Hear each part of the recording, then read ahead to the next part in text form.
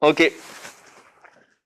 Alors, je vais répéter quelque chose que j'ai dit il y a 2 ans pour commencer le Dvar Torah et qui est encore plus vrai sur ce que je vais dire maintenant. C'est pour ça que je le répète. J'aime pas répéter les 2 fois la même chose. Mais là, il y a vraiment si vous regardez bien, on parle pas beaucoup de Vezot Aberacha. Mais Vezot Aberacha se conclut par quelque chose d'assez intéressant.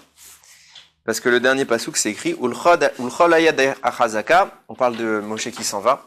Et donc, avec toute sa main forte, Ulchol Amora Agadol, et de la grande terreur, Asher Asa Moshe, comme Moshe a fait, l'aîné Kol Israël, aux yeux de tout Israël. Rashi explique. C'est quoi? Comment? Alors, Yad Achazaka, la main puissante qu'il a utilisée, c'est d'avoir récupéré les louchot, les avoir fait descendre sur terre. L'aîné Kol Israël, aux yeux de tout Israël, c'est d'avoir brisé les louchot. Le dernier Rashi, le dernier mot de la Torah et la dernière explication qu'on apporte sur ces mots, on conclut la Torah par quoi? Moshe a cassé les louchot. Alors, c'est intéressant. Comment tu peux conclure avec quelque chose d'un peu triste? Chazal y répond quelque chose que j'ai trouvé très beau, et c'est vraiment en rapport avec ce que je vais dire maintenant. Quand tu arrives à la fin de la Torah, tu dois être prêt à tout casser. Tu dois être prêt à tout jeter pour repartir à Bereshit et ne jamais croire que tu as compris quoi que ce soit pour être sûr de pouvoir bien réétudier. Pourquoi je dis ça? Parce que je vais affirmer beaucoup de choses aujourd'hui, ok? Je vais dire beaucoup de choses aujourd'hui qui sont vraiment à l'opposé de ce qu'on croit savoir. Je dis pas souvent des choses comme ça, mais vraiment là, je suis obligé de préciser cette chose-là. Voilà, c'est exactement la conclusion. On est pile au bon moment. On arrive à la transition Vezot Abera Bereshit. Hachem nous dit voilà, tu crois que t'as compris, t'as toujours rien compris, tu peux toujours repartir à zéro. Tu dois tout casser et tout reprendre. Alors Bereshit bar Elokim et Hashamayim ve'et haaretz ve'haaretz hayta tohu vavu ve'chosher al pnei tehom ve'ruach Elokim merachefet al pnei hamayim. Donc au commencement, Dieu créa le ciel, la terre, etc., etc. Ok? Rashi, deuxième Rashi sur la Torah, très connu. En amikra azeh omer ela darshuni. Ce pasouk ne vient nous dire qu'une chose, explique-moi. Il n'a pas de sens. Donc on est obligé de le comprendre par une explication du drash. Kemoshe abu rabotenu zichronam livracha, comme ils ont dit Chazal, les Chachamim, c'est quoi Bereshit? Je le répète souvent. Bereshit, c'est pour Reshit. Ok, c'est quoi Reshit? 2 explications de Rashi. Reshit, c'est la Torah qui est appelée Reshit. Et il y a quelque chose d'autre qui est appelé Reshit, c'est Israël. Bereshit, donc, pour la Torah, Dieu créa le ciel et la terre, ou pour Israël, Dieu créa le ciel et la terre. Alors, bet, qui vient ici, Rashi te dit bishvil, pour, c'est un objectif, peut aussi se traduire avec. Comme vous dites, par exemple, besimcha rabba. Quelqu'un vous lui rendre un salut, besimcha, avec joie. Ok? Donc, soit on va dire pour Israël, ou pour la Torah, ou soit on va dire par Israël, par la Torah. Réponse à peu près qui fait la symbiose des deux, par la Torah, pour Israël. Dieu créa le ciel et la terre. Ok, ça c'est Rashi, très très connu. Le Chida il ramène Rabbeinu Ephraim. Il faut savoir que Bereshit, le mot Bereshit, Chachamim, il rapporte, le Zohar, il dit, c'est Rabbi Shimon Bar Yochai qui dit ça. Toute la Torah est résumée dans le premier pasouk de la Torah. Donc dans Bereshit, Bara Elokim et Hashem. Tout est écrit dedans. Ce même pasouk est intégralement résumé dans le premier mot. Ce même mot est intégralement résumé dans la première lettre, dans le bet. Cette même lettre est intégralement résumée dans le point. Alors on va pas se prétendre comprendre le point. On va pas prétendre comprendre le bet. On va pas prétendre de comprendre quoi que ce soit, mais on va parler du mot. Bereshit. Chazal disent que c'est un des mots qui a le plus d'informations contenues, puisqu'en effet, il contient toute la Torah. Donc c'est un des mots qui est le plus commenté. Et on connaît tous cette recombinaison qui est apportée par Chachamim. Bereshit peut se lire Béché Erit. Chez Erit, c'est un reste. Donc comme le bet peut se lire pour ou par, je retraduis. Pour un reste, Dieu créa le ciel et la terre. Ou, deuxième version, par un reste, Dieu créa le ciel et la terre. Rappelons que les 2 lectures sont bonnes. Donc c'est pour un reste et par un reste. C'est quoi ce reste? Dit Rabbeinu Ephraim, Israël. C'est Israël le reste. Donc pour Israël, par Israël. Question sur Rabbeinu Ephraim. Il dit finalement la même chose que Rashi. Il transforme le mot, c'est connu, c'est un Zohar qui transforme ce mot Bereshit, ça se lit Bé chez Erit, c'est connu. Mais il en arrive au même résultat pour finalement dire pour Israël, dit comme Rashi. Qu'est-ce que tu apportes de supplémentaire? Tu as besoin d'utiliser la dracha qui change le mot pour arriver à la même conclusion de ce que tu as déjà dit Rashi, qu'on parle ici d'Israël. Première question. Deuxième question. Ça veut dire qu'en l'état de la création, au moment de Bereshit, Israël est un reste. Un reste de quoi? Il n'y a rien. Tu es le reste de quoi? Pour expliquer ça, je vais avoir obligé de faire une petite digression pour poser la question, qui est une question plus qu'importante. Est-ce que j'ai le droit de vous dire tout ce que je veux vous dire? Alors, a priori, si je vais vous le dire, c'est que j'ai le droit, je vous rassure. Mais pourquoi la question se pose? C'est écrit comme ça dans ma Masechet Ragiga, page 11b, c'est la Mishnah là-bas qui dit En dorshin ba'arayot bishlosha. On n'a pas le droit d'enseigner les lois de l'intimité conjugale à plus de 3 personnes. Ça veut dire quoi? Le Rav et 2 élèves. Pas plus. Interdit. Clair, net et précis. Velo bemaase bereshit bishnaim. Les secrets de la création du monde, 2. Le Rav et l'élève. Velo bemerkava beyachid. Et un qui est tout seul, il n'a pas le droit d'étudier merkava. C'est quoi merkava? C'est le trône céleste. C'est les secrets kabbalistiques du trône céleste. Tout seul, tu n'as même pas le droit de l'étudier. Et là, imken ayach chacham ou mevin midato. À part si le type c'est un chacham qui comprend de lui-même. Mais tu n'as pas le droit d'étudier tout ça. Pourquoi on limite le nombre de personnes? C'est des sujets qui sont tellement importants, tellement complexes, qu'on a peur que tu comprennes mal. Et si je commence à enseigner des détails techniques, aussi bien pour Arayot, donc l'intimité, aussi bien pour les secrets de la création du monde, et encore plus pour Merkava, j'ai peur que le nombre de personnes qui est en face de moi ne comprennent pas parfaitement, et que comme je ne peux pas m'assurer de leur compréhension parce qu'ils sont trop, on t'interdit. Parce que ces sujets-là, si tu en parles, tu dois t'assurer à ce qu'ils soient parfaitement compris. Sinon, tu ne parles pas. Donc, quand on est 2 pour l'intimité, je peux vérifier que les 2 élèves ont compris. Pareil, on complexifie le sujet, la création du monde, c'est tellement complexe que je ne peux pas me concentrer sur plus qu'un. Et Merkava, je ne peux pas l'enseigner. Je dois les prendre moi-même. Ça, c'est des dévoilements. Ok? Alors, on cerne le propos de la Gemara. La Gemara continue. Maintenant, elle est un peu plus loin. Elle explique c'est quoi, nous, ce qui va nous intéresser maintenant. Velo bemaase benerishit bishnaim. On n'a pas le droit d'enseigner les secrets de la création du monde à plus de 2 élèves. Mena anemile. Elle pose la Gemara. D'où tu sais ça? Que tu peux pas. Detanu rabanan. Chachamim, ils ont enseigné. Il y a un pasouk de la Torah qui dit Kishealna leyamim rishonim. Lorsque tu poseras des questions sur les premiers jours. Sheal, c'est un singulier. Pas écrit Shoalim. Donc, puisque c'est une personne qui pose la question, elle la pose à quelqu'un. Donc, 2. Pour parler des secrets de la création du monde, le pasouk te limite à 2. Pas plus. De là, j'ai appris qu'on est limité à 2 personnes. Maintenant, Yachol, Ishal, Adam, Kodem, Shenivra, Olam. Peut-être que j'ai le droit de poser des questions sur ce qu'il y a eu avant notre monde. Talmud Lomar, la Torah, elle enseigne, le même pasouk. Les minayam asher bara Elohim et Adam alaretz. Depuis le jour où Dieu a créé l'homme sur terre. C'est-à-dire, j'ai le droit de questionner, de là j'apprends, j'ai le droit de questionner à partir de ce moment, puisqu'il y a écrit, quand tu poseras des questions, c'est depuis que l'homme il a été créé. Tu peux poser ces questions. Avant, non. Tu n'as pas le droit avant. Donc tout ce qui s'est passé avant Bereshit, interdit d'en parler. Yachol lo yishal adam mishishetim et Bereshit. Peut-être même de Bereshit on n'a pas le droit de parler. Talmud lomar, les yamim rishonim asher yeu lefanera. Non, des jours qui sont devant toi, tu as le droit de demander. Donc en clair, c'est clair, net et précis, c'est pas une dracha, c'est le pasouk, il est très explicite. Tu as le droit de demander sur la vie humaine. Tout ce qui est eu avant, Bereshit, c'est interdit d'en parler. D'où mon sujet d'introduction pour dire je suis obligé de nuancer mon propos. Est-ce que j'ai le droit de parler de tout ça? La glacha semble claire, sauf que tu vois que les Chazal, ils en ont parlé. Les Chachamim, ils en ont parlé à fond la caisse. Et mieux que ça, ils ont écrit sur le sujet. Ça veut dire que c'est même pas qu'ils ont fait que désobéir quelque part à l'interdiction d'en parler, mais même à la restriction du nombre de personnes, ils n'ont pas obéi. Pourquoi? Parce que quand tu écris, tout le monde a accès. C'est des milliers de personnes, c'est plus 1, 2, 3. et tu peux pas vérifier que le type il a bien compris. Donc, on voit que les Chazal, ils ont été très loin même, puisqu'ils en parlent. Le Harizal, il en parle, le Zohar, il en parle, tous les Mekoubalim, ils en parlent. Donc forcément, on a le droit d'en parler ou on n'a pas le droit d'en parler? Vient le Tiferet Israël, il répond à la question.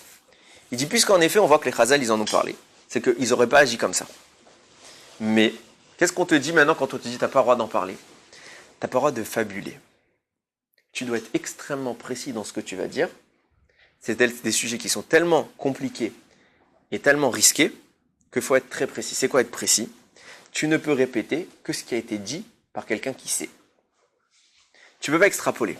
C'est pas t'es dans une Gemara ou t'es dans une explication et toi tu donnes ton propre point de vue.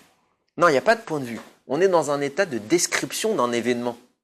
Donc puisque c'est une description, il n'y a pas deux versions de la description. Tu peux très bien expliquer un raisonnement de plusieurs façons et chacun d'après sa façon, il n'y a aucun problème. Aucun problème. Mais commencer à fabuler, à extrapoler, à faire des raisonnements sur ces sujets, c'est dangereux, c'est complètement interdit. Donc tu as le droit d'en parler, mais avec précision. C'est pour ça que je dis tout ce que je vais vous dire maintenant. Si j'ai pas naturellement cité à l'oral, ni dans la vidéo, les références, tout est écrit dans le Var Torah que je fais en parallèle. Il y a toutes les références, je n'invente rien. Parce que sinon, j'aurais pas le droit de vous faire ce chiot. Ok? Sinon, on est en train de faire Rosh Hashanah Rabbah, c'est pas le moment de... Ok? Ceci étant posé, on peut commencer à rentrer dans le sujet. Midrash Rabbah, Bereshit, chapitre 3, verset 7. Là, pour faire stam, je vous dis les références. Ok? Là-bas, c'est écrit comme ça. Amar Rabbi Abaou. Donc, on rappelle ma question. Enfin, les questions. Il y a écrit quoi? Pour un reste ou par un reste? C'est intéressant parce que là, on voit que pour, c'est un objectif. Par, c'est un moyen. Donc, on est en train de cumuler, et on te dit que ce reste, c'est Israël. Donc, on est en train de cumuler l'objectif et le moyen dans une seule notion qui s'appelle Israël. Dieu créa le ciel et la terre. Pour et par. Ok? Vient le Midrash. Amar Rabbi Yehuda bar Simon. Rabbi Yehuda bar Simon, il a dit. Il est écrit dans la Torah, dans les premiers psukim, une fois que Dieu crée la lumière, il n'y a pas écrit qu'il a créé la phase de nuit. Il est écrit ce sera pour la nuit. Alors, je précise mon propos. Dans la Torah, il y a deux mots pour nuit. Il y a Erev et il y a Laïla. Quand Dieu il a créé la lumière, il a distingué, il a dit, la lumière ce sera pour le jour et l'obscurité pour Laïla. Ok?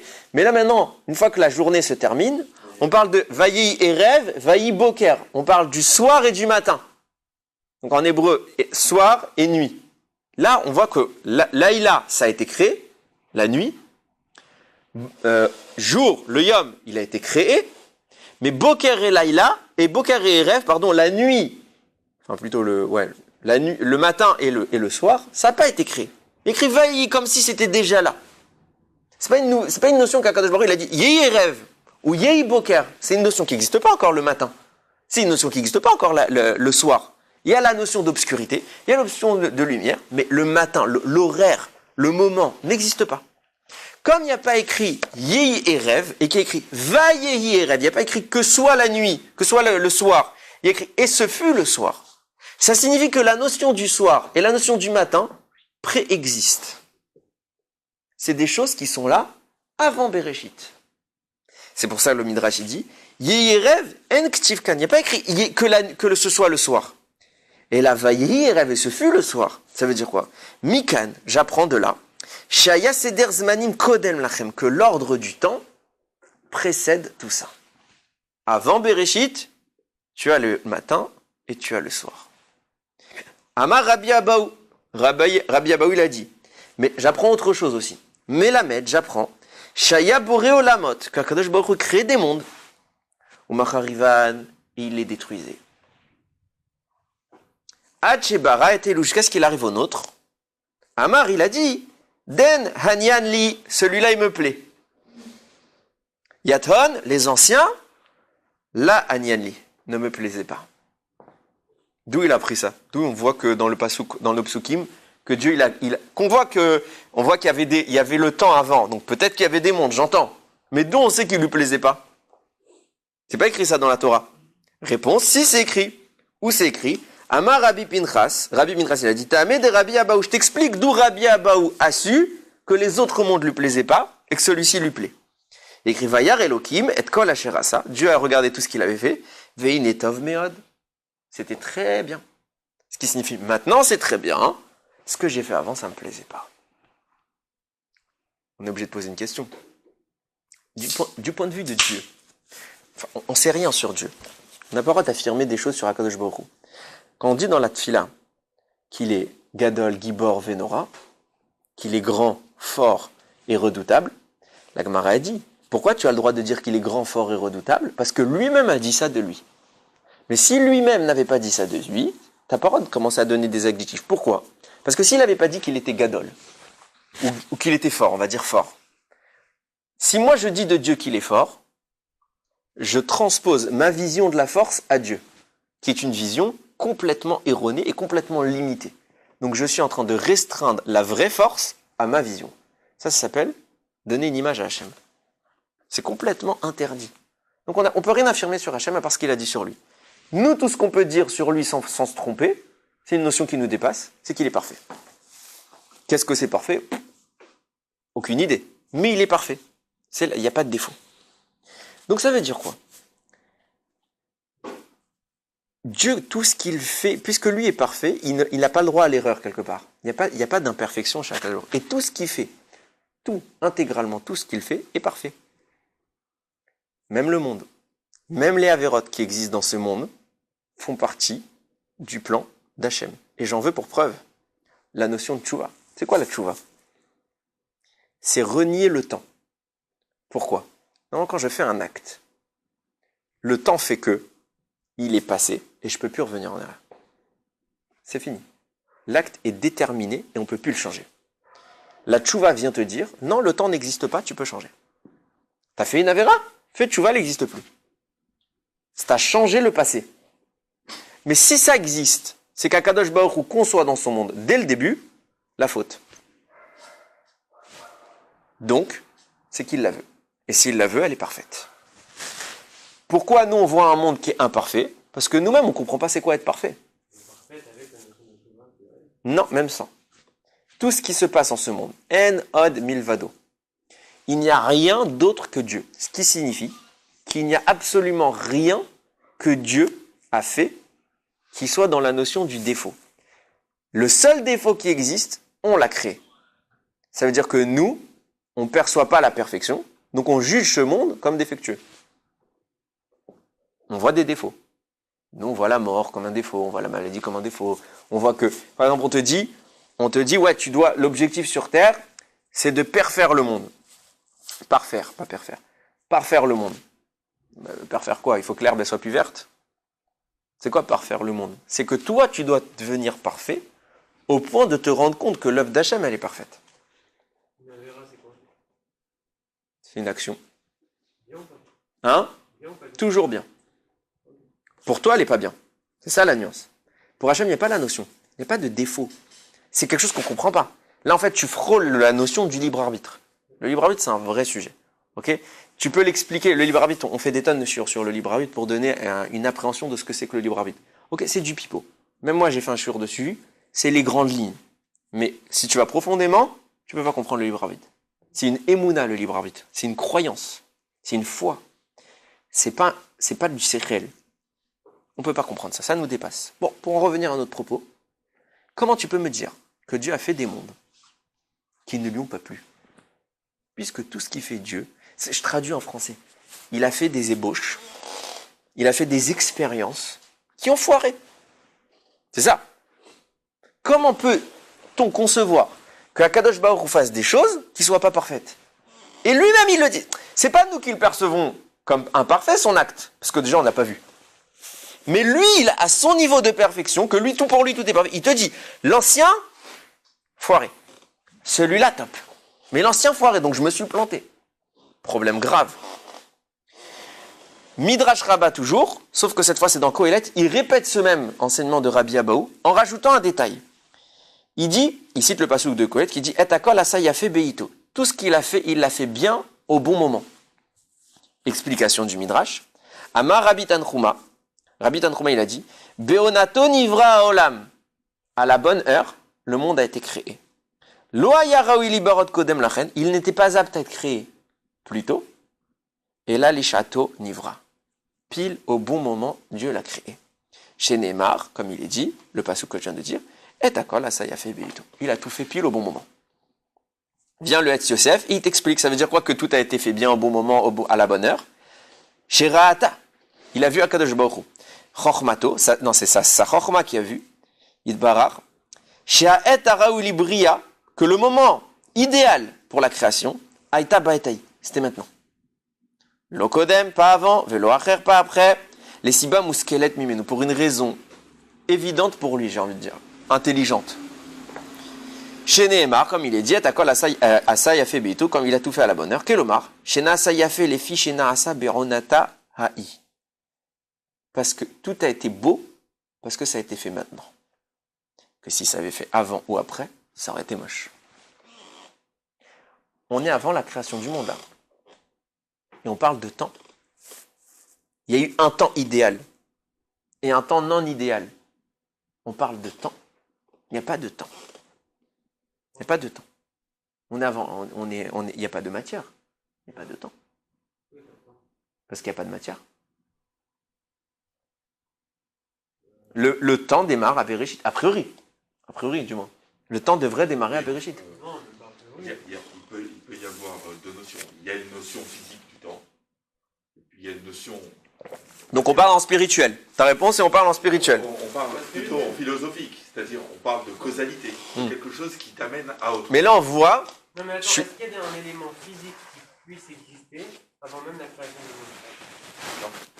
On va répondre. Tu gardes ta question? Non mais vraiment c'est tout le sujet. Bah oui, j'ai bien compris. D'accord? C'est tout le sujet. Donc c'est pour ça que je te réponds pas tout de suite parce que c'est vraiment la suite. Mais pour en revenir, là ce qui me dérange, c'est vrai que souvent on voit que la Torah dit Dibra la Torah que la chaîne de Adam. La Torah parle comme le langage humain pour que tu comprennes. Mais là on voit qu'il y a eu des essais et que les premiers n'étant pas bons, ça y est, là c'était bon. C'est-à-dire qu'il y a eu quand même un échelonnage d'événements qui se sont succédés. Donc l'idée de causalité. Donc voilà, mais on est dans l'erreur première qui semble s'améliorer et que s'il n'y avait pas eu les premières ébauches d'erreurs, eh ben j'aurais pas pu obtenir la réussite, qui est notre monde. Tu comprends mon propos? Ce qui veut dire qu'on a quand même quelque chose à comprendre. C'est quoi cette histoire? Masechet Sanhedrin, 97a. Là-bas c'est écrit. Amar Rav Ketina il a dit Shit alfe shana, Shané, pardon, Havu alma, Vechat Harul. Le monde existe pour 6000 ans et 1 an de destruction. 1 an, ça veut dire 1000 ans. Ok, ils ont mis Chad, ça veut dire en parlant millénaire. 6000 ans d'existence, 1000 ans de pause. Comme il est écrit, Venisgav Hashem levado bayamahu. En ce temps-là, Hashem s'élèvera seul. Seul, ça veut dire plus personne. Donc nous, on n'est plus là, mais Dieu s'élève. Donc il y a un moment où Dieu sera seul.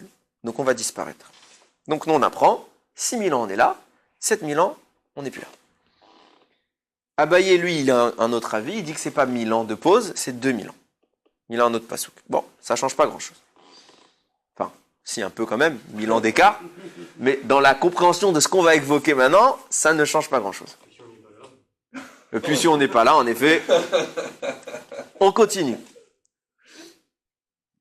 Tania, Kevate des Rabbi Ketina. Il a été enseigné une braïta en accord avec ce qu'il a dit. Keshem shashivit meshametet shana achat esheva shanim. De même que, on a la notion de la Shemitah. La Shemitah, c'est quoi? 6 ans, on peut travailler la terre. 7e année, elle est en jachère. Shemitah. Elle doit se reposer. On n'a plus le droit de travailler la terre. On n'a plus le droit de la labourer, de cueillir, de rien faire. De même que cette année existe, ça existe le Shabbat pour le jour, ça existe le Shabbat pour l'année, donc Shabbat le jour une fois tous les 7 jours, Shabbat dans l'année une fois tous les années, ça existe le Shabbat du monde. C'est quoi le Shabbat du monde? Une fois tous les 7000 ans. Il y a un Shabbat. Et comment fonctionnent les 6000 ans qui marchent? Actifs. 2000 ans de néant. 2000 ans, c'est la suite de la Gemara, je vous le fais en bref parce qu'on n'a pas beaucoup de temps. 2000 ans de Torah.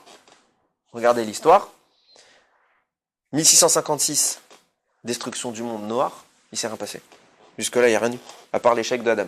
Il n'y a rien eu. Bon, ça reprend 10 générations après Abraham. On est en 1948, si je ne me trompe pas. Ok, donc on est à peu près au deuxième millénaire. Fin du deuxième millénaire. Abraham commence, mise des bases de la Torah. Abraham, Yitzhak, Yaakov, Bnei Israël, Yetziat Mitzrayim, Matan Torah. 2000 ans de Torah. Puis, 2000 ans de Mashiach. La Gemara conclut, avec nos fautes, on a perdu ce qu'on a perdu. On aurait dû avoir Mashiach en l'an 4000, pile.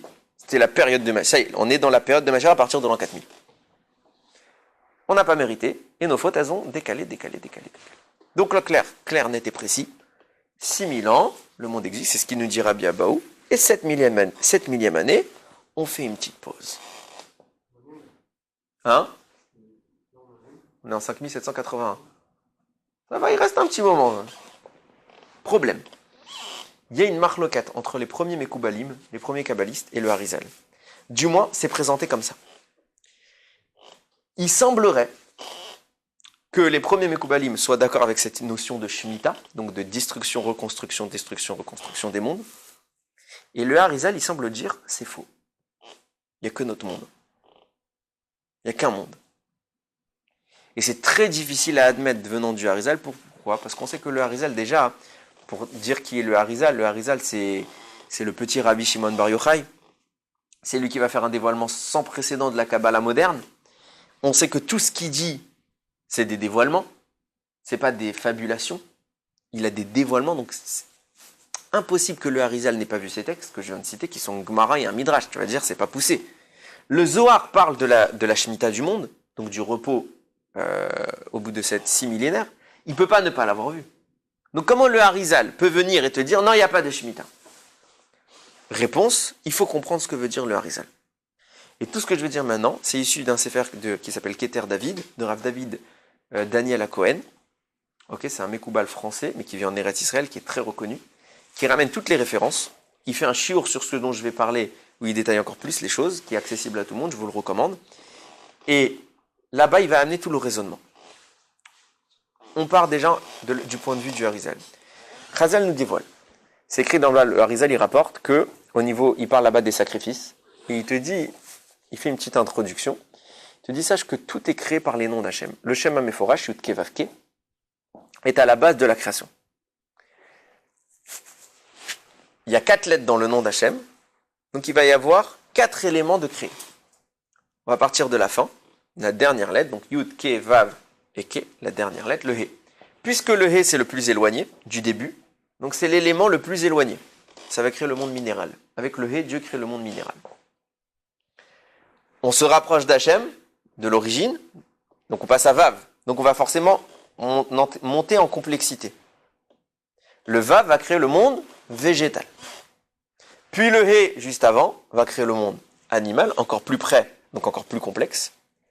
Puis on en arrive au Yud. Le Yud créera quoi? Celui qui parle. En français, l'homme. Mais vient le Harizal et te dit, mais c'est pas tout ce qu'il a créé avec son nom, il y a une 5e dimension qui a été créée. Il y a celui qui parle, et il y a l'être capable de se lier à Dieu. Celui qui a une neshama. Et où on voit ça, si tu regardes le Yud, comment il est fait, il y a un kotz, il y a une épine qui pointe vers le haut. Il y a un petit trait vers le haut. Et comme ce petit trait pointe vers le haut, ça veut dire la capacité à monter en haut. Donc ça veut dire que le Yud standard, c'est l'homme, l'humain, en tant que parlant, et il y a l'homme en tant que spirituel. Une 2e dimension de l'homme. Ça a été créé par lui. Donc 5 dimensions. Problème fondamental. Si tu me dis que Dieu a créé le monde sur sa base de Yud Ke Vav Ke, dans le Yud, il y a toujours eu ce petit kotz. Donc il y a toujours eu, dans le Yud, les 2 dimensions. L'homme spirituel et l'homme... Non, merci. C'est vrai que tu me demandais si j'en voulais. Non, c'est pas grave. Et j'ai mon verre, de toute façon. Il y a l'homme spirituel et l'homme normal. Ça veut dire quoi? Je traduis en français. Depuis Bereshit, il y a 2 niveaux d'hommes. Il y a 2 catégories. Or, moi, je parle vraiment pour moi. Peut-être vous connaissez mieux que moi. Mais moi, j'ai pas compris comme ça jusqu'à maintenant. Moi, pour moi, il y a Adam, qui est l'homme, en effet, capable de parler à Dieu. Et il va fauter. Là, ça va partir en cacahuète. Et puisqu'il va fauter, il va s'éloigner. C'est d'éloignement en éloignement. On en arrive à des hommes qui oublient Dieu. Et donc, en effet, à ce moment-là, conséquence de la faute de Adam, on a deux dimensions d'homme. Celui qui est proche, celui qui est loin. C'est comme ça, une compréhension que j'ai toujours eue. Mais si tu lis le Harizal et qui te dit que le monde a été créé comme ça, avec une dimension d'un homme capable de s'approcher d'Hachem et d'un homme incapable, on va en parler, mais naturellement pas capable de s'approcher, c'est-à-dire qu'il y a deux types d'hommes. On dit que le serpent est parlé. Ouais, mais c'est pas un homme, c'est un serpent. Il n'est pas écrit. Non, on voit pas de traces dans la Torah. Il n'est pas écrit que c'est un homme. D'ailleurs, c'est très intéressant.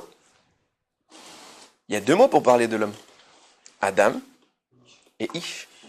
Et quand vous voyez un peu les goïms, nos détracteurs qui sont des fois contre nous, pas que des fois, ils vont te dire, il y a écrit dans la Gemara, vous êtes appelés Adam, les Bnei Israël, mais pas les peuples. Et donc en français, ça donne, vous êtes des hommes, mais pas les peuples. Ça donne très raciste. Alors que nous, on voit qu'il y a deux mots. Il y a Adam et il y a Ish. Alors c'est quoi la différence? Alors c'est vrai que si on n'explique pas ce que je vais expliquer maintenant, eh ben c'est vrai que la Gemara donne un truc très raciste et que ça voudrait dire que c'est pas des hommes. Ce qui est complètement, mais complètement faux. Alors qu'est-ce que ça signifie? Il y a deux dimensions. Je vais vous lire le Zohar. Ok, vous dites pas, je l'ai amené ici en hébreu, je vais le traduire. D'habitude le Zohar est en araméen. Je ne faire que traduire. Ok, je vais pas expliquer, je vais juste lire. Ça répond à ma question. Le Zohar, il dit dans Vaïkra, page 10. 10a. Veim Tomar. Et si tu dis, Arekol bnei haolam yatzeu me'adam, tous les hommes sont issus de Adam. Si tu veux dire ça, alors on a une question. Le Zohar, il pose une question, il dit d'accord. Vechi yarad Adam arishon lechol haratzot volid banim. Adam, il est descendu dans toute la planète pour faire des enfants? Pas possible. Bon, il a vécu 1000 ans quand même, mais pas possible. Et quand bien même, Kama Nashim Ayulu, il avait combien de femmes pour pouvoir peupler toute la planète? Pas possible. Et là, seulement, Adam lo nimtsa ela baolam ha'elyon hazeh mikulam shenikra tevel. Adam Arishon se trouvait seulement dans le monde suprême, la sphère la plus haute de la création, qui s'appelle Tevel. On va dire le Gan Eden. Je ne sais pas si ça correspond exactement à ça, mais c'est la sphère spirituelle la plus élevée. Ok? Vea Tevel Azo, et ce Tevel-là, Achuza Barakia, chez les Marla, il saisit le ciel qui est au-dessus de lui, Venechezet Bachem Ha'elyon, et il se saisit du nom suprême d'Hachem. Mishum Kar, je saute à chaque fois les psukim que le Zohar il cite, c'est juste pour, je veux juste expliquer ce qu'il dit le Zohar, vous pourrez lire. Mishum Kar, c'est pourquoi, Banav shel Adam nimtsa imba aretz ha'elyona, hazo shenikret tevel. Les enfants de Adam résident dans cette terre suprême qui s'appelle Tevel.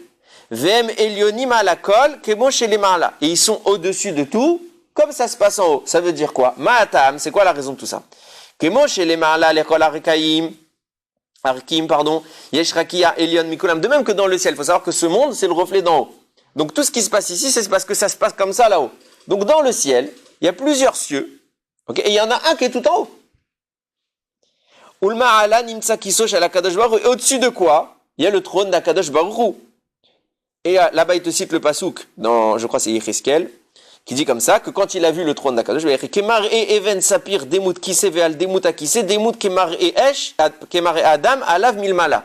On voyait une expression de pierre qui ressemblait au saphir, qui avait la forme d'un trône, et sur le trône, une expression d'homme. Avkan batevel azo, pareil sur terre.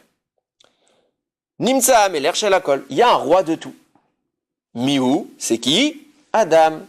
C'est Adam Arishon. De même qu'en haut, tu as tous les cieux, tu as le trône de Dieu sur tous les cieux. De même sur terre, tu as plusieurs sphères, au-dessus desquelles se trouve Adam. Donc Adam, il évolue dans une dimension qui est purement spirituelle, qui est au-dessus de toutes les autres. Machelo nimtsa bechol atartonim, ce qui n'existe pas en bas. Il n'y a pas comme Adam. Maintenant, il pose la question, Veotam atartonim mais fobaou. Et ceux qui vivent en bas, d'où ils viennent? Déjà, tu apprends quoi? Il y a des gens qui vivent en bas.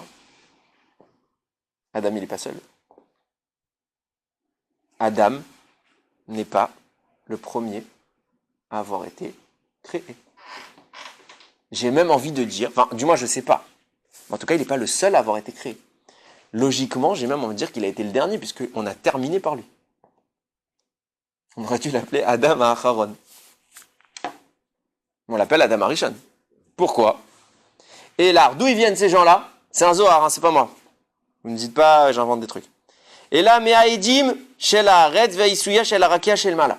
Ça vient, bon, on traduit comme ça, je sais pas qu'est-ce que ça veut dire sur le plan concret, mais bon, on va imaginer le propos. Il dit, ça vient de la fumée de la terre, et Dieu, il y a eu une aide d'en haut, pour créer ces hommes. Ok, donc une création qui est venue comme ça.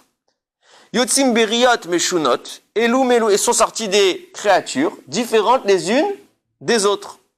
Même Bilvushim, certains sont habillés, ça veut dire, alors, je mets une parenthèse et je mets un grand peut-être, ça veut dire quoi qu'ils sont habillés? Peut-être qu'on parle de l'expression corporelle, on parle de leur corps, quoi, l'habit du corps. Peut-être. Même Beklipot, il y en a qui ont une sorte d'écorce, et il donne un exemple. Il dit par exemple, ça existe, on voit il y a des vers de terre comme ça, il a cité vers de terre, mais ça aurait pu être n'importe quel. Chez Nimseot Baaretz, qu'on trouve sur terre. Même Beklipot Adumot, il y en a qui ont une écorce rouge, il y en a qui ont Shrorot, il y en a qui ont une écorce noire, les vanotes, il y en a qui ont une écorce blanche, mais Mikol Agevanim, il y a toutes les couleurs. Tu expliques de là toutes les différences de peau. D'où ça vient? Simplement. Et d'où ça vient? Car Kol Aberiot Kemoken, toutes les créatures sont comme ça. Velo Nimsim Bekium, Rak et Serchanim, etc. Et il t'explique mieux par la suite. Il dit, ou Sifro Shel Rav Amenuna Saba.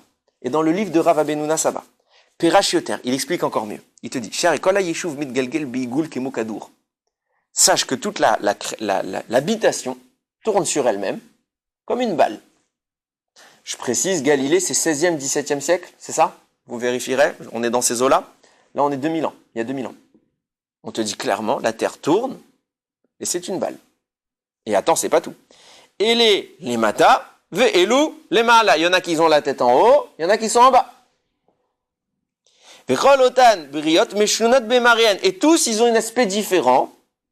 Mishinou ya'avir kefi kol makom ou makom, en fonction du climat de l'endroit où il se trouve. Et nous, on sait aujourd'hui que la couleur de peau, ça vient du soleil. Tout simplement. Et c'est écrit ça il y a 2000 ans. Ve'umdot bekuman kemoshar bnei adam, et ils vivent comme tous les autres êtres humains. Mais la reine yeshmakom bayishuv, c'est pourquoi il existe des endroits sur terre. Que chez Maïr et les chachur la et quand il fait jour d'un côté, de l'autre côté il fait nuit. C'est la terre. Là, il est yam, ou là, chez certains, c'est le jour, l'autre, c'est la nuit. Yeshmakom chez Kuloyam. Il y a un endroit, il fait presque tout un jour. Vélo nimtsabo, laïla, prat le shachat ktana, sauf un petit moment où il fait nuit. On sait, c'est l'épaule. Il y a 2000 ans. Mais ce qui est très intéressant, pour en revenir à ce que je disais tout à l'heure, quand Hachem, il a créé là, tout ce qu'on te récite, on parle de Adam, l'homme qui était en haut. Mais il y avait d'autres. Déjà, je mets un petit bémol sur les fameuses explications pour dire que les gens qui sont noirs, c'est une malédiction. Pourquoi les gens croient ça? Parce que le fils de Noir a été maudit et il est devenu noir. Donc on dit, ah t'as vu, les noirs ils viennent d'une malédiction. C'est faux. C'est complètement faux. Pourquoi? En effet, pour son fils, c'était une malédiction. Pourquoi? Parce que pour un blanc de devenir noir, de même que pour un noir de devenir blanc, c'est pas quelque chose qu'il a envie. Donc c'est une sanction. Mais on te le dit clairement, depuis la Briata Olam, depuis la création du monde, existent des gens de couleurs différentes. C'est comme ça que Dieu a créé le monde. C'est pour ça qu'on est exactement identiques sur le plan génétique. Il n'y a pas de différence, c'est juste simplement une teinte. Comme ça existe dans toutes les créatures, il y a des créatures de couleurs différentes. Pareil pour l'homme. Donc on a deux niveaux d'hommes. Et on a Adam et on a Ish. Ish, c'est l'humain. C'est l'humain. Et ça, c'est le Yud.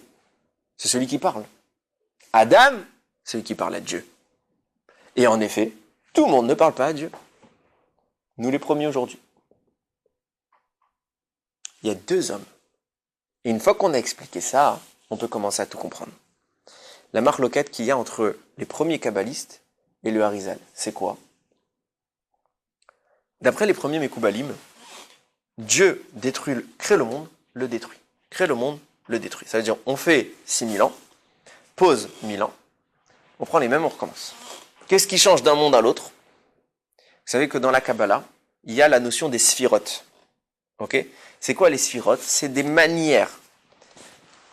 c'est compliqué à expliquer. L'expression. Voilà, c'est des conduites divines par lesquelles, on va rappeler, c'est comme des catalyseurs qu'Akadosh Baruch Hu envoie, et ça, l'énergie part de tout en haut, d'un endroit qu'on ne maîtrise pas qui s'appelle En-Sof, ça n'a pas de limite. On ne parle jamais de ça, on ne sait pas ce que c'est trop grand. Mais elle commence à se catalyser sur toutes les sphirotes, il y en a 10, pour en arriver à nous. Ok? Donc d'un monde à l'autre, qu'est-ce qui change? Le catalyseur. Quelle va être l'attitude, la gestion, la forme de ce monde? D'après les premiers kabbalistes, on est aujourd'hui au deuxième monde. Le premier monde était géré par la première sphira, qui s'appelle Chesed. Le nôtre est géré par la sphira, donc Chesed c'est la bonté. Le nôtre est géré par Gvura, rigueur. Et le prochain, ce sera Tiferet, on va dire la stabilité entre les deux. Ça change. Et ils ont un petit remèze à ça, une petite allusion à ça dans la Torah. C'est pour ça que la Torah commence par un bet. Bet, deuxième lettre de l'alphabet, pour dire qu'on est à la deuxième session. Deuxième création. Il y a eu une avant, donc on est à la deuxième d'après. Vient le Harizal, il dit, faux. Ah bah attends, tu vas rigoler dans 2 minutes. Faux. Le Harizal, il dit complètement pas d'accord. Je suis complètement pas d'accord. Tel qu'il est expliqué par le Rachash et tous les Mefarshim qui citent là-bas dans le livre Keter David, le Rav David Daniel Hakohen. Il dit, je suis pas du tout d'accord avec ça. Il n'y a qu'un monde. C'est le nôtre. Alors c'est quoi les sphirotes? Bien sûr qu'il y a des sphirotes. C'est quoi ces créations et ces destructions? Bien sûr qu'il y a des destructions. Mais qu'est-ce qui se passe? L'objectif d'Hachem, c'est de faire le bien. Et de donner à l'infini du bien. Qu'est-ce qui se passe? Il y en a eu plein des mondes avant nous. Pas qu'un, il y en a eu plein. Il dit, qu'est-ce qui se passe à la fin des 6000 ans? Hachem, il t'envoie sur Terre. Et on voit que dans les générations, un goy, par exemple, peut devenir juif. Il peut changer. Il peut monter. Pareillement, un juif peut finir goy. S'il va tellement loin dans la vérote, quand il se réincarne, il n'a pas toujours le sroud d'être chez les juifs. Il n'a plus le sroud d'être celui capable de se lier à Hachem, puisque tu t'es tellement éloigné volontairement, quand tu étais dans ton vivant, de cette capacité de connexion, que tu l'as perdu. Donc il faudra que tu la recrées. Et qu'est-ce qu'il fait à Akadosh Baruch Hu? Il fait passer l'examen sur 6000 ans. 6000 ans d'existence. Fin des 6000 ans, il se passe quoi? Ceux qui ont réussi l'épreuve montent. Ceux qui n'ont pas réussi l'épreuve reviennent rejouer l'examen. Avec une grande différence. On arrive au terme des 6000 ans. Hachem fait le Shabbat Hagadol. Shabbat Hagadol, il répare les choses. Ceux qui ont réussi, il les prépare à la suite. Ceux qui n'ont pas réussi, il les reconfigure. On nettoie tout et on repart à zéro. Sauf que les deux, ceux qui ont réussi, comme ceux qui ont échoué, entrent dans une nouvelle Shemitah. Ceux qui ont réussi, ils ont plus rien à voir avec notre monde. Ils sont montés très, très, très, très haut. Pour une période de 6000 ans. Dans laquelle ils seront encore remis à l'épreuve. Dans le but de monter encore plus haut. Au bout des 6000 ans suivants. Ils passent en 4e, en 5e, en 3e, en seconde, en première, etc. Ça monte. Il y a ceux qui redoublent. Ceux qui redoublent, maintenant, le but, c'est pas de les faire redoubler éternellement. Donc, qu'est-ce qu'il fait Hachem? Il change les profs. Donc, il reconfigure son monde. Il réadapte un nouveau monde, complètement différent de l'ancien, qui est infiniment plus adapté à ceux qui ont échoué la première fois. Je traduis en français. Vous, moi, tout le monde, sommes les redoublants. Si on est là, c'est que dans la Shemitah d'avant, on n'a pas réussi.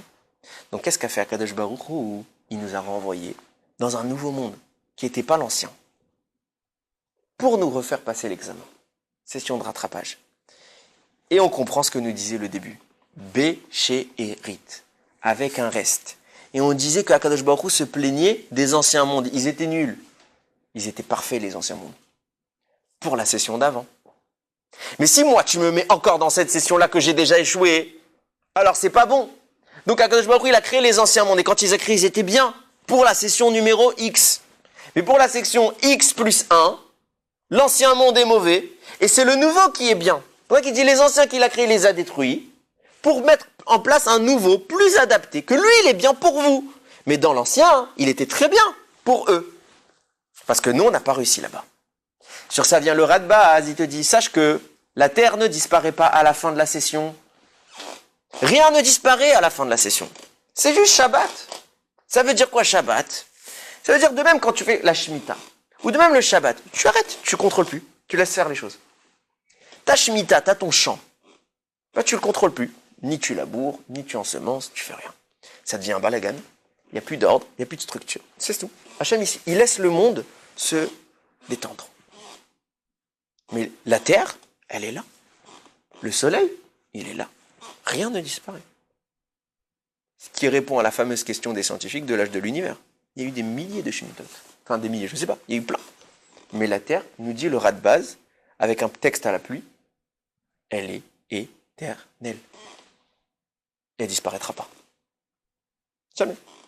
Elle a des milliers, des milliers, des millions, des milliards d'années. Il n'y a aucun problème pour nous. Elle ne disparaîtra pas. Ce qui change, c'est nous. Maintenant, question. Comment Dieu reconfigure son monde? Ça, c'est la vie des autres. Alors peut-être, hein.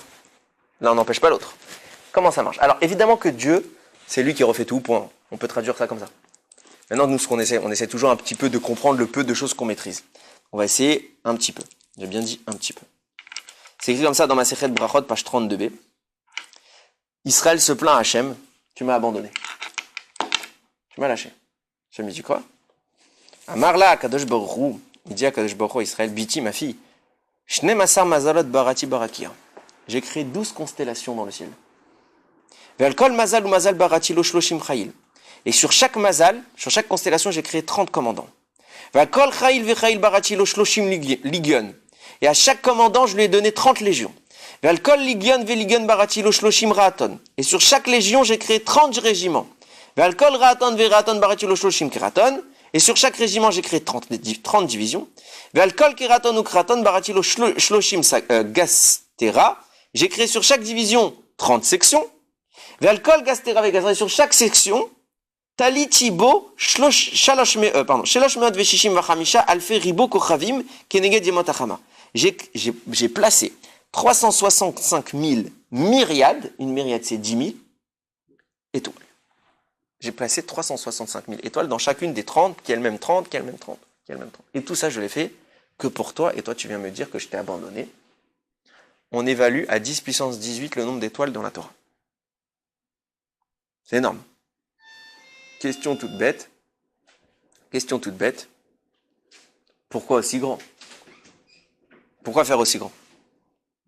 Il n'y avait pas besoin. Si tu me dis qu'il n'y a que nous que sur Terre, etc., fais un petit monde, ça suffit. Il fait que la Terre et le Soleil et la Lune, c'est maspi, que les autres, on s'en sert pas.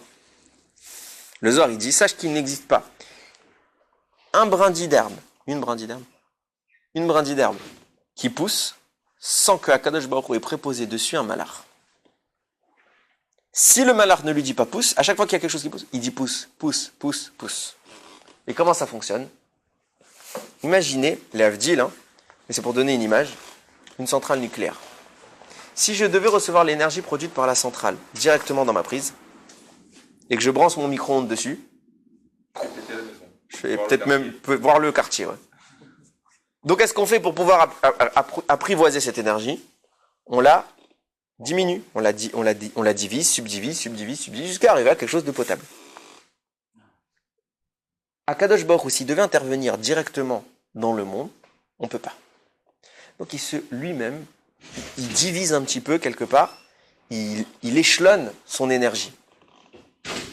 Comment il fait ça? Il crée premier niveau en dessous de lui, à qui il va transférer une énergie. C'est quoi? C'est un malach. Vous regardez que dans les noms des malachim, ça termine par Aleph Lamed, Gabriel, Michael, etc., Raphaël, Uriel. Pourquoi ça termine par Aleph Lamed? Parce que quel Aleph Lamed, c'est la notion du divin. C'est l'énergie que Akadosh Baruch Hu envoie qui répercute sur un malach. Mais là, on est encore dans le monde du spirituel. Donc il faut maintenant que cette énergie puisse se matérialiser. Où se fait la transition entre l'ange et la matière? Les astres. La manière dont un astre tourne, sa position, ses coordonnées, son mouvement, sont le moyen qu'Akadosh Baruch Hu utilise comme réflecteur de l'énergie spirituelle pour la matérialiser. Cette énergie-là, elle est répercutée sur Terre. Et puisqu'on te dit que pour chaque brindille, il faut un malach, tu comprends combien il faut de planètes, chacune dirigée par un malach, pour que le monde puisse fonctionner. Et je vais vous donner un exemple concret de l'influence de ces astres. Lors du Maboul, la même Gemara plus loin, c'est la même Gemara, mais c'est pas la même page. Page 59. Je l'ai pas prise ici.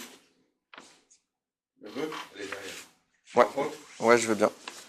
J'ai pas pris la bonne page.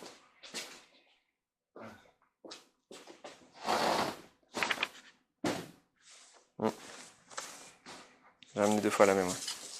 Non, là, je regarde, j'ai la feuille là-bas. Merci beaucoup. La Gemara là-bas, elle dit, page 59a, pour le Maboul. Qu'est-ce qu'il a fait à Kadosh Baruch Hu? Je suis obligé un petit peu d'abréger, donc je ne vais pas toujours lire. Qu'est-ce qu'il a fait à Kadosh Baruch Hu? Il fallait envoyer le Maboul. Alors, il y a une constellation qui s'appelle Kima. Alors, la Gemara l'appelle pas les mêmes noms que nous dans les constellations. Il y a une constellation qui s'appelle Kima. Il a dit là-bas, il lui a enlevé 2 étoiles. Et la Terre, elle a été immergée. T'enlèves 2 étoiles, la Terre, elle est noyée sous l'eau. Qu'est-ce qu'il a fait après? Il fallait maintenant que le monde se reprenne, donc il fallait retirer l'eau. Donc tu te dis qu'il va faire quoi? Il va les remettre. Faux. Urshebikesh les satma, quand il a voulu fermer tout ça, Natal Shnekokravi Meaïch. Il a pris 2 étoiles d'une autre constellation qui s'appelle Aïch. Et là, ça s'est calmé. La Gemara pose la question, pourquoi il n'a pas remis les 2 étoiles? Réponse. C'est 2 fois à peu près la même réponse. On n'utilise pas le même sable pour reboucher le trou qu'on a creusé. Ou en d'autres expressions de la Gemara, un accusateur ne devient pas un défenseur. Kima a servi à l'attaque, elle ne sert pas à la guérison. Il faut une autre. Pourquoi je cite cette Gemara? Juste pour montrer. Tu déstabilises le cosmos de quelques étoiles, conséquence, tout change sur Terre. C'est plus le même monde. Plus rien à voir. Et c'est tellement différent que Noach, qui est habitué au premier monde, il sort, il voit le nouveau monde, il devient fou. Il boit, il est ivre. Au sens propre, il est choqué. Il est dans un nouveau monde qui n'a plus rien à voir avec l'ancien. Conséquence concrète, par exemple, il vivait des centaines d'années, on vit quelques dizaines d'années. C'est brutal. Tout change. Tout change. Le monde n'est plus le même. Tu as bougé de 2 étoiles. De là, on comprend. Comment Kadosh Baruch Hu, il a reconfiguré son monde? Le monde, il n'a jamais disparu. Il était laissé en balagan. Donc, il y avait plus... Je donne une image. Peut-être que la Terre, elle tournait plus autour du Soleil. Elle a commencé à bouger n'importe où. C'est vraiment, je dis, c'est une image. Hein. Peut-être que Saturne, elle était devant. Peut-être qu'elle était derrière. Tout a bougé. C'était balagan. Il n'y a plus de structure. Dieu, maintenant, il va recréer un nouveau monde après 7000 ans, qui va reconfigurer pour restructurer de façon différente à ce que la nouvelle version du monde soit adaptée à ceux qui n'ont pas réussi à monter en strates. Comment il va faire ça? Regardez ce qu'il dit Rashi. Rashi, il a un problème. Combien de temps Dieu il a mis pour créer le monde? 6 jours. À la fin des 6 jours, tout est créé. Après, il y a Shabbat. Rashi, il dit, Perek 2, dans Bereshit, et les Toldot Hashamim Ve'aretz, voici les origines du ciel et de la terre, Beibaream, quand Hashem les a créés, Beyam Asot, Hashem Elokim, Eretz Vashamim. Lors, au jour où Hashem a créé, le jour où Hashem a créé le ciel et la terre. Rashi, il a un problème. Il a dû être écrire Bimé, les jours au pluriel où Dieu créa le ciel et la terre, parce qu'il y en a eu 6. Là, il écrit le jour où il a créé, pas les jours. J'ai dit pourquoi le jour où il a tout créé? Rachid te dit de là tu apprends qu'il a tout créé le premier jour. Tous les astres, tout était déjà là.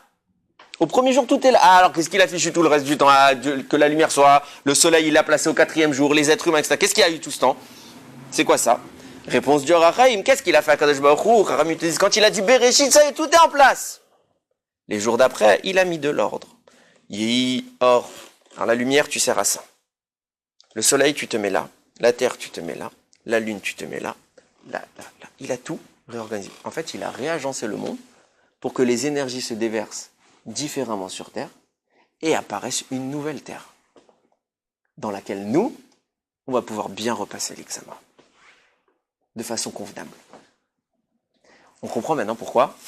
Pour un reste qui s'appelle Israël, parce qu'on est le reste de la génération d'avant, du groupe d'avant, du monde d'avant, qui n'a pas réussi à monter, pour nous, Dieu il a recréé le ciel et la terre.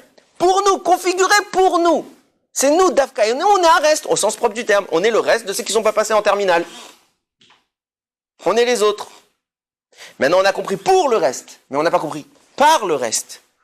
Avec l'aide d'un reste. On avait dit 2 manières de lire. Soit pour, donc on a compris pour, mais le par. Comment peut être l'objectif et le moyen? Le Midrash, il dit comme ça. Choquant. Rabbi Lévi Amar. Rabbi Lévi, il a dit, Kol mi sheneemar bo haya, tout celui sur lequel la Torah dit le mot haya, était, il était, Ra Olam Chadash. Il a vu un nouveau monde. Sens que donne le Midrash lui-même et les commentateurs. On te donne un exemple. Yosef, puisqu'on voit là dans le shiur d'avant, vous parlez de Yosef. Yosef, il a vu quoi? Il a vu l'esclavage. Il a été vendu en esclave. Donc il a vu un monde d'esclaves. Puis il a vu la royauté. Il est devenu roi. Ça veut dire quoi quand on te dit qu'il voit un nouveau monde? Ça veut dire que sa vie change. Au sens simple. Viens le Agra Dekala, il te dit ça, c'est le pshat. Le pshat, c'est quoi? C'est on te raconte une belle histoire. Mais c'est pas la vérité. Ça n'a rien à voir. La vérité, elle est complètement différente. Tu dis, qu'est-ce qui s'est passé? Lorsqu'Akadosh Baruch Hu, il a fini la session, ceux qui ont été diplômés, qui sont montés plus haut, il a été prendre parmi eux les plus grands. Il a dit, j'ai besoin de toi dans le nouveau projet. Donc toi, tu vas être celui qui, dans le nouveau projet, il va mettre en place les bases. S'il te plaît, reviens dans le nouveau monde. Neshama a dit quoi? Elle dit à Kadosh Baruch Hu, attends, moi j'ai travaillé dans ce monde, j'ai battu mon Yetzirah, j'ai tout fait. Ça y est, tu vas me remettre un Yetzirah, j'ai tout réparé moi. Je suis clean, je suis prêt pour à l'étape suivante. Je me dis non, t'inquiète pas, tu n'auras pas de Yetzirah. Tu seras au-dessus de tout ça. C'est pour ça que c'est écrit, ou Moshe, Haya Roé et Tson Yitro. Et Moshe faisait paître le troupeau de Yitro. Moshe ne vient pas de notre monde. Moshe il vient du monde d'avant. Et lui, il a passé l'examen. Ce qui explique pourquoi, quand Moshe Rabbeinu, il vient sur terre, la pièce, elle est remplie de lumière. Il a déjà la Brit Mila, et tout petit, il parle à Dieu. Il n'est pas là, lui. C'est pas notre monde. Lui, c'est celui qui a été diplômé, qui revient à une session plus tôt pour te faire tes exercices. Il t'aide. C'est pas le seul. Nous dit le Agra Dekala, il y a écrit pareil sur Abraham, j'ai pas retenu le pasouk. Abraham lui-même écrit Haya. C'est pour ça que pour Abraham, il y a écrit Ve'Avraham Zaken Baba Yamim. Abraham était âgé, allant dans les jours. Sens simple, il vieillit. Sens de Dieu Agra Dekala qu'on vient de dire. Non, Abraham il vient pas de notre monde, il vient de l'autre monde. Ve'Avraham Zaken, c'est un vieux, c'est un ancien de l'ancien monde. Baba Yamim, il vient dans les jours parce qu'il est revenu dans nos jours. Et tout ce qui se passe, c'est qu'Abraham, il va être le fondement sur lequel Ramim, ils vont te dire, bizarrement, c'est sur lui que ça a été dit.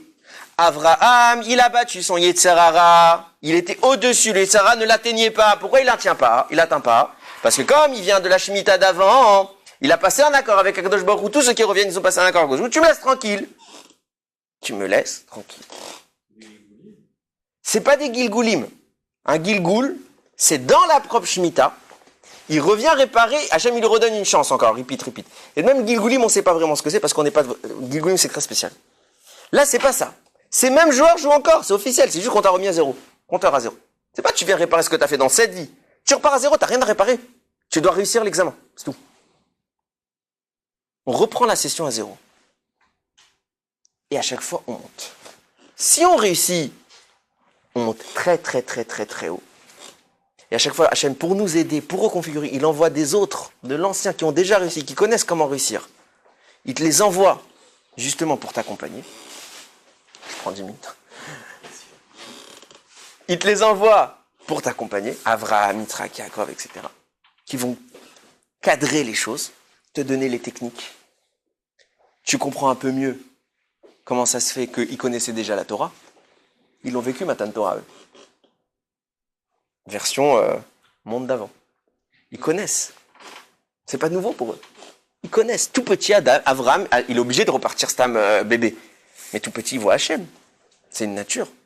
C'est pas un effort pour lui. C'est pas shoot. Pas shoot. Et là, ça nous explique quelque chose d'extraordinaire. Il y a une Gemara dans ma Masechet Shabbat, page 112b, elle dit comme ça. Amar Rabizera, Amar Rava bar Zimuna. Rabizera, il a dit de Rava bar Zimuna. Là-bas, on parle de la différence entre les générations. On compare les générations d'avant avec les générations de maintenant. On te dit, les générations d'avant, c'était quelque chose. Nous, on est nuls. Il dit comme ça. Im rishonim bnei malachim. Si les premiers, c'est des malachim, des anges. À nous, Bnei Anashim, nous on est des hommes. Ça veut dire, si tu as réussi dans la première, alors, et par rapport à ceux qui ont foiré, qui sont restés normaux, toi tu le vois comme un malach, tellement qu'il va monter. Ve'im rishonim bnei anashim, et si les premiers c'est des hommes, à nous, kachamorim, nous on est comme des ânes. C'est la différence entre un humain et l'animal. Mais attention, pas n'importe lequel âne. Velo kechamoro shel Rabbi Hanina ben Dosa, veshel Rabbi Pinchas ben Yair, pas comme celui de Rabbi Pinchas ben Yair et de Rabbi Hanina, que eux, tu leur mettais une avéra, ils la faisaient pas. Tu leur mettais du pakachar, ils mangeaient pas. Tu voulais leur donner quelque chose qui était volé, ils en voulaient pas. C'est-à-dire que l'animal lui-même, il est, par sa proximité avec un tzaddik, il était capable de déceler le Yetzer Hara. On y vient. Et là, Kishar Hamrim, nous on est comme les autres, un vrai âne. Sens simple, eux ils étaient grands, nous on est petits. Sens de tout ce qu'on vient d'expliquer maintenant. Eux, mamash, ils sont montés au niveau des malachim, dans la Shemitah d'avant. Et quand toi tu parles d'Avraham, tu vois pas un homme, tu vois un malach. D'ailleurs, je crois que c'est le Gaon de Vilna qui a dit ça, ne crois pas qu'après 120 ans, quand il y aura Mashiach, à la fin des temps, ne crois pas que tu pourras avoir Avraham Avinu. Si tu t'approches d'Avraham Avinu, tu meurs. Tellement qu'il sera à un autre niveau. Tu brûles, il dit. Le mot qu'il a dit, tu brûles.